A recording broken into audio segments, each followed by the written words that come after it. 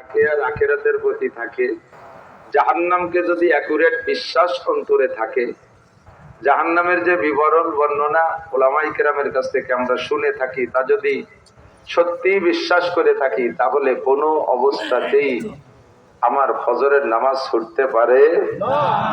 সত্য না মিথ্যা? যাই জিজ্ঞাসা করবো যে আপনি এটা বিশ্বাস করেন, ওটা বিশ্বাস করেন, আপাতত মুখে বলবেন সকলে, যেহেতু বিশ্বাসের মজলিস। আল্লাহ আছে না নাই? আখিরাত আছে, কিয়ামত হবে, ফুলসিরাত আছে, পার হওয়া ছাড়া উপায় জান্নাত ফুলসিরাতের উপর ইপার না, কিন্তু যে পার হতে পারলাম না, যারা পাচ্ছে তারা যাক, আমরা এবার থাকি, এমন কোন সুযোগ নাই। ফুলসিরাত পার হতেই হবে যদি জান্নাতে যেতে হয়। তাহলে আল্লাহ আছে, আখিরাত আছে, কিয়ামত আছে, ফুলসিরাত আছে, জাহান্নাম তো নাই।